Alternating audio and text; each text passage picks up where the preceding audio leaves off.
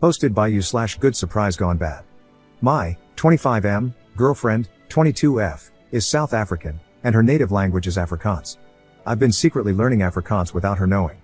I enrolled in online courses, which I've been using on and off for over a year. My plan was to surprise her and her family with my American Afrikaans when I meet her parents in person for the first time later this year. I never intended to eavesdrop, but learning Afrikaans in secret unintentionally exposed me to sensitive information that my girlfriend shared on the phone with her Afrikaans-speaking friends from South Africa. It was gossip I wasn't supposed to understand, but over time, I did. Here's what I've overheard in the past few months. My girlfriend is planning to surprise me on my birthday by reuniting with her high school metal band and putting on a show for me. She wants to tattoo the names of literally all the Harry Potter spells on her back but doesn't know how to tell me because she's afraid I'll talk her out of it. She casually mentioned that one of the unexpected differences between her glasses and contact lenses is that when she's on her knees looking up at me with her glasses on, my willy looks much bigger compared to what it looks like through her contact lenses. This is why she keeps her glasses on during segs. Ouch. She's convinced that my parents are swingers because, apparently, there are always attractive couples hanging out at my mom and dad's house whenever we visit.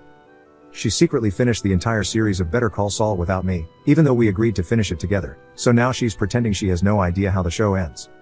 She's thinking about canceling the high school metal band reunion for my birthday because she's no longer sure if it's appropriate to team up with two of her exes, who are original members of the band. She expects her dad not to like me. Honestly, I would have preferred not knowing most of this, but there's no way to unlearn Afrikaans. Now I'm cursed with knowing too much while having to pretend I know nothing. Update 4 months later. The following happened since my original post. 1. I asked my girlfriend to marry me in Afrikaans, and she said, ja. 2. I delivered my I want to spend the rest of my life with you speech in Afrikaans, which surprised and impressed my girlfriend, now my fiancé. 3. As soon as my girlfriend became my fiancé, I casually mentioned that I had secretly been learning her native language and had unintentionally been eavesdropping on several phone conversations she had with her Afrikaans-speaking friends about things I wasn't supposed to understand. 4. My fiancé was embarrassed when she realized how much Afrikaans I was able to understand and apologized if she had made me feel uncomfortable. 5. I accepted her apology, even though it was unnecessary, well, except for finishing Better Call Saul behind my back. That was playing with fire in our relationship, almost unforgivable. 6. My fiancé got one of the Harry Potter spells on her back, Erecto Patronum. I'm kidding, I stole that from another story. My fiancé is still considering getting her back tattooed. I told her it was her choice, but I advised her to avoid covering her entire back with Harry Potter spells like she's some kind of Death Eater Michael Scofield. 7. My fiancé might be right about her dad not liking me because his expression of disappointment and dread when he heard the news of our engagement was priceless. That said, I'll win him over, though, even if it kills him. Jokes. 8. My fiancé fully believes my parents are swingers based on the different couples she's occasionally observed coming and going whenever we visited my mom and dad. She wants us to investigate because, for some reason, it's fun for her to imagine me being the son of parents whose sex life is far kinkier than mine. I'm not interested in opening that door because I don't want to know what goes on in my mom and dad's bedroom. However, something tells me my fiancé will not rest until she has all the answers. 9. I made it clear to my fiancé that I had no problem with her reuniting with her high school band to perform at my birthday, unless it was uncomfortable for her that her exes were part of the band. My fiancé ultimately decided to cancel the band because of behind-the-scenes drama. The drummer, who was one of the exes, had apparently gained a lot of weight after high school and lost all confidence to perform in the band. The lead guitarist, the other ex, was only willing to participate if my fiancé agreed to play covers of gospel songs since he was now saved and no longer interested in playing the devil's music. The bass guitarist wanted money. 10. My fiancé still wears her glasses during sex. Second update 17 months later.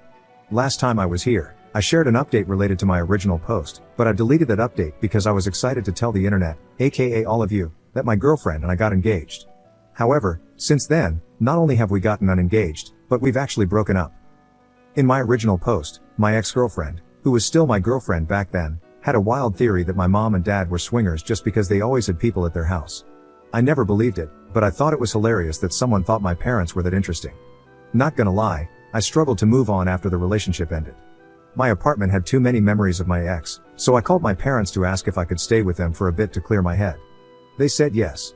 My dad even offered to pick me up, which I accepted. What should have been a 10-minute drive unexpectedly turned into a 45-minute one because my dad decided to take the long route back to their house.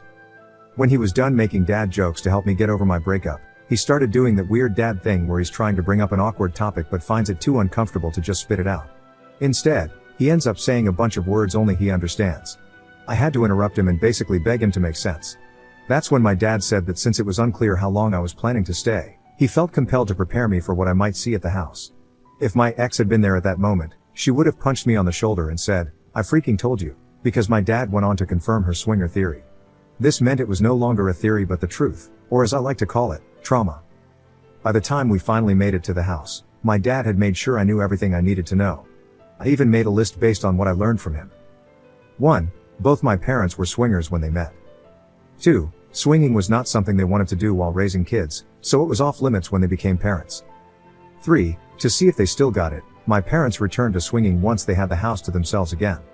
Spoiler alert, they still got it.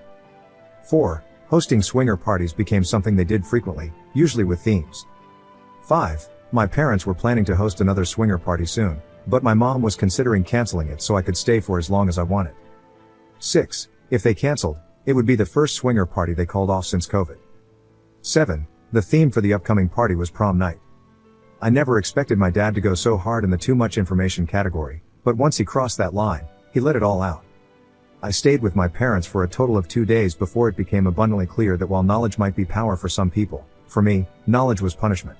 My mom, who had no idea I low-key knew she was swinger mom, tried to convince me to stay longer, and she almost succeeded, but I was done with my dad using our father-son bonding time to play guess which one of our neighbors are also swingers.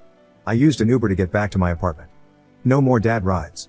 I've never been so happy to return to a place haunted by my failed relationship. Up on why the relationship ended. My ex and I broke up because of a tattoo. Her friend passed away, which prompted her to get his name tattooed on the back of her neck. The friend was someone my ex had slept with before she met me. I made it clear to her, prior to the tattoo, that I understood it was her body and she could do whatever she wanted. However, as someone who was prepared to be with her forever, it would be uncomfortable for me to see another guy's name on her body for the rest of our lives, especially the name of a deceased man she had casual sex with. My ex got the tattoo anyway.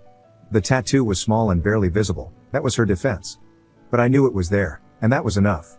It was also very visible during intimacy, sorry for the TMI. We argued about the tattoo until we eventually said enough hurtful things that could never be unsaid. Clearly, the tattoo was worth losing me because it's still there, and I'm not.